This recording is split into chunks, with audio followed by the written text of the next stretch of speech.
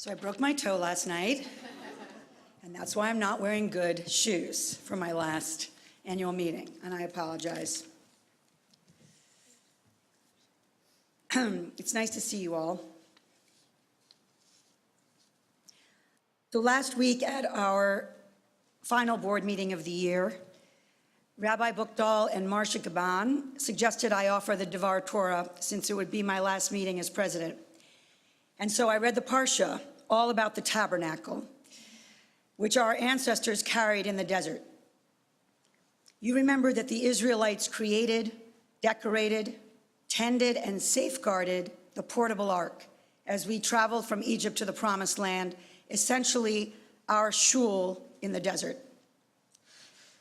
I decided in my Devar Torah last week to zero in on the details of tabernacle maintenance, because though the specifics are truly exhausting in their minutia, there are directives about the altar, the hanging cords, lamps, posts, sockets, bowls, bread, ladles, jars, libation jugs, tent poles, and blue cloth. The instructions are also powerful in their minutia. The details matter. In fact, I'd argue the details are everything. The small stuff becomes the big stuff because it's the 1,000 points of care and excellence that make a place what it is or isn't. I don't have to tell all of you how careful and excellent Central Synagogue is. I can take no credit, but I have been lucky enough to watch it up close in these last 3 years. It's the tiny moments of clergy contact, of one congregant reaching out to another, of one teacher leading a 3-year-old in the Hollow Blessing, of the events team making sure the wedding flowers are right, one security guard making sure someone gets up the stairs to the sanctuary, the maintenance crew shoveling snow after a storm. And so the list that I will zoom through today, each item deserving more time than we've got, is another example of how our tabernacle is maintained.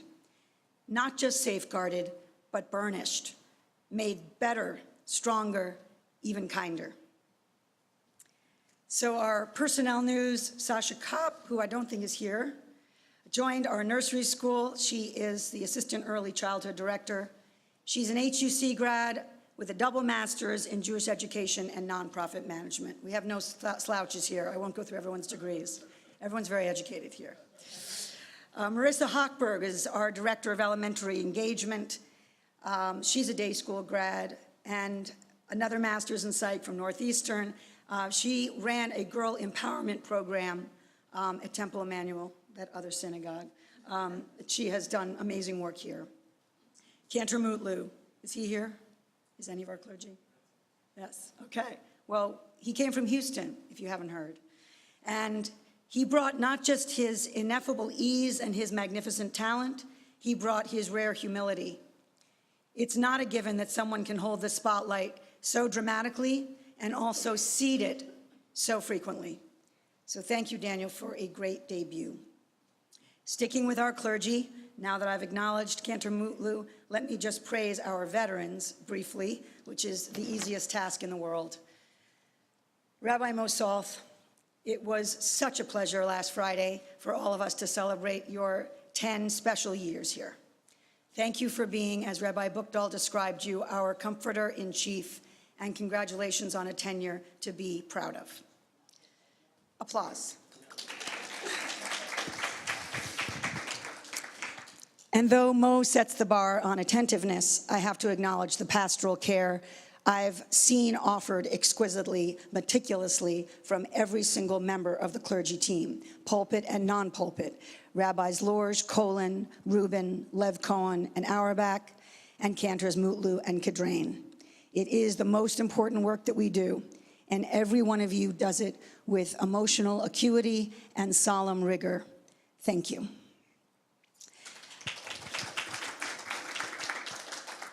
Is Cantor Kadrain here? This is, yay, a clergy member. No. Oh, we've got the row. Oh, phew. Yes, I know, I'm not myself. So 1 year ago, you were not married. What an ebullient occasion it was for our congregation to lift up you and Alana, our treasured musician and songwriter, and to take a moment to note how you both, together and individually, lift us up with your songs and your exquisite spirituality. Thank you also, Julia, for training so many B'nai Mitzvah with care and for welcoming Dan Mutlu so fully. Applause for Julia. There's going to be a lot of applause. I insist on it. Rabbi Lorge was also still single at last year's annual meeting. What a difference a year makes. It's a testament to his work ethic that he's only now taking his honeymoon, almost a year after his vows, which is why he's not here today. We are all the beneficiaries of Alexis Kalman in his life and in ours, and his continued co-stewardship of adult engagement, particularly 20s and 30s, confirmation, and so many other times he's brought Jewish depth to the contemporary moment, have been instrumental in growing our Jewish ties. We are applauding you, Ari, if you ever watch this. Rabbi Cohen, Raviva is now 1.5. And you're still standing. Your Facebook photos in the last 18 months have me baby stalking, Raviva. Thank you for shepherding here our important community organizing work in addition to everything else you do, namely leading an indefatigable group of our members in trying to reform the inequities of our bail system and in getting trained to be at the side of immigrants meeting with ICE officials with great fear for the first time. Thank you. I don't know if Lisa Rubin's here, but we're going to talk about the Center for Exploring Judaism, CJ. It not only teaches the fundamentals of our tradition to interfaith couples, but it imparts the joy, the comfort, and the relevance of this religion in every family. This program is exploding. You'll be hearing more about it this year for a reason, because Rabbi Lisa Rubin and her colleague April Davis are igniting a flame that burns strongly enough to move hundreds of non-Jews to choose conversion and many half-connected Jews to choose Jewish life. So we're applauding Lisa Rubin and her team. Rabbi Nicole Auerbach has been in charge of 30 small groups and growing, and she'll be shepherding many more next year. These are bright spots of more intimate central connection in people's homes and a model for synagogues everywhere, which are trying to deepen and personalize relationships in large congregations like ours. It also has to be mentioned, Rabbi Auerbach has now co-authored a book on this approach to connectivity called the Relational Judaism Handbook. It's a must-read, and we need to applaud that huge accomplishment. Rabbi Marian Lev Cohen was honored at services on May 11th for her years of powerful leadership in our wise aging groups and discussions about what matters at the end of life. She also guided us through the shoals of Israel education and dialogue, and we will remember her delicate touch and follow through. Though it's wonderful that her grandchildren will be getting more of her in California as Marian spends more time there and in Israel. So we are applauding Marian. Marian's shoes are being filled by her dear friend, Rabbi Lori Kaufman. Is Lori here? Stand up, Lori. Okay, you can sit down now. Lori has been director of engagement at Bet Torah in Mount Kisco, and some of you know her from her many years teaching Melton here so effectively. Rabbi Kaufman will be director of congregational support and adult education, working closely with Nicole, and I've personally been lucky enough to see her in action outside Central for many years. She has a keen ear for listening well and meeting congregants where they are. I could not be more excited that she's joining us, so we welcome you again, Lori. And everyone should have coffee with you this summer, am I right?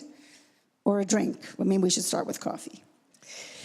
I have to acknowledge our intrepid development director, Daniel Nadelman. Where are you, Daniel? Always standing.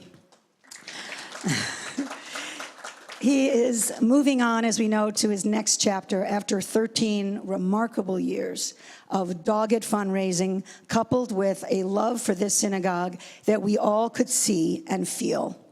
He has forged lasting relationships and for me personally, was the nicest and the strictest taskmaster when it came to rehearsing and honing the Yom Kippur appeal. Daniel, thank you for your dedication. And everybody, we're celebrating him in a raucous cocktail party. That's the only time you can drink, is at his send-off on June 20th, 6:30, right here in the pavilion, but it'll be decorated nicely.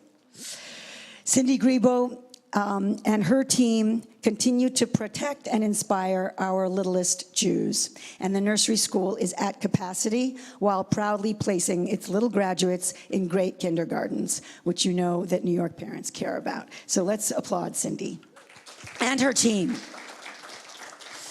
Rabbi Rebecca Rosenthal continues to run a tight and a growing ship in a thriving education program. 700 kids enrolled, 81 B'nai Mitzvah this year, a new satellite school downtown serving 50 students. We are literally holding them back downtown, a confirmation trip to Germany, an Israel trip with LCLJ families that was extremely meaningful and co-led by Rebecca.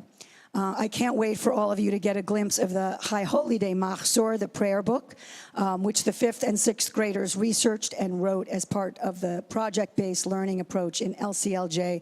I was lucky enough to go as sort of a guest instructor there, and literally the work was done. It's extraordinary. It's powerful, and it moved me literally just sitting in the classroom reading how they wrote about the Unatan Tokev prayer. So I think we might all be moving over to the sixth grade Machzor, but make sure you take a look at that this fall. A shout out to Becca Hunting, Director of Teen Engagement, who's graduating Central to get her master's. But most of all, Rabbi Rosenthal, you've given us a program that we can really hold our heads up and feel proud of. Thank you. It's hard for me to clap with the microphone. This year marked Israel's 70th, and we celebrated with a wonderful special service co-led by Rabbi Emeritus Peter Rubenstein and our resident Israeli who made everything sound more authentic, Shani Ben-Or, who is now heading home after 2 years at HUC.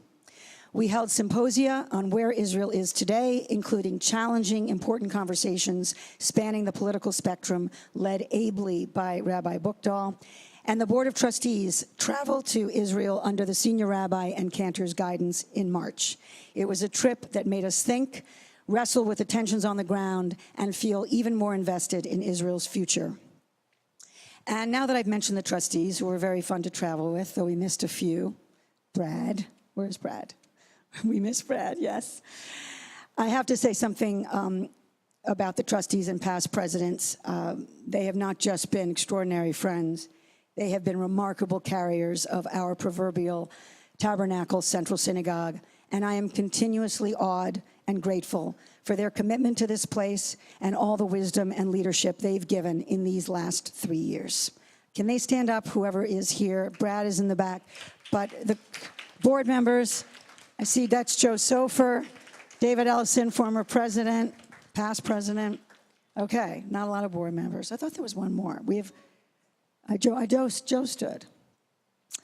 Joe was very fun in Israel, but what happens in Israel stays in Jerusalem. I could not be happier to be passing the baton next Friday to your new president, Jeremy Fielding, who was very sorry to be stuck in Europe in a board meeting he wanted to miss, but Marcia and I did not let him. He was going to literally come back for this meeting and then go back to France, and we said, it's okay, Dayenu, you'll have plenty of time to be met and to meet everyone and to say hello. He will be a steady hand on Central's tiller, preserving all that is good here, but he's also a believer that evolution can yield brilliant new things. He is the nicest guy.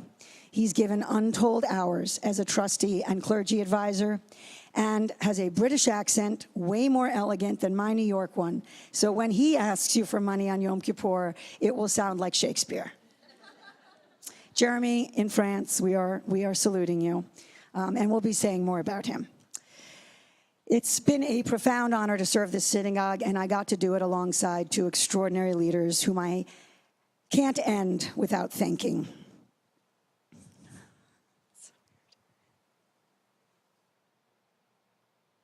Marcia Caban,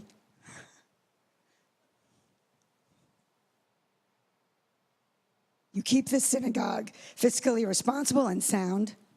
You keep track of 1 million moving pieces on finance, membership, real estate, security, facilities, technology, human resources, events, and alt-service. And since we're often emailing at midnight or after midnight, I know you're thinking round the clock about what has to be done and how. But just as remarkably, I have seen how you keep track of who is suffering or struggling. On your staff and in your congregation, you make time in a way that you never announce and most members never see. We are so lucky for your effectiveness and your compassion.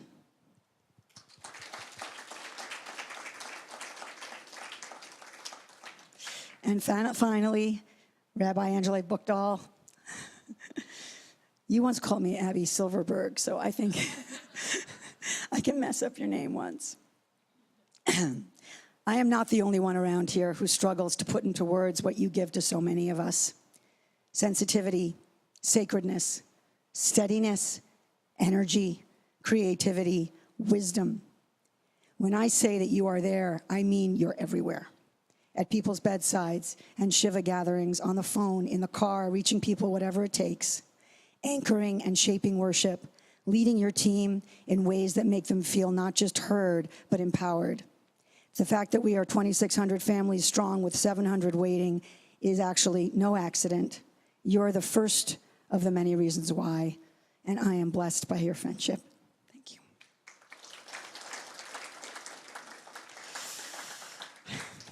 The portable ark that the Israelites carried required 1 million details. That's what got it safely to Canaan. I have watched those details: the lamps, the posts, the sockets, bowls, bread, ladles, jars, and blue cloth, and appreciated every tiny one. They're the clergy, they're the administrative staff, security, facilities, and maintenance teams, and they're all of you, especially you, this congregation. We can all breathe easier knowing that our sacred tabernacle is protected and moving forward and strong. Thank you.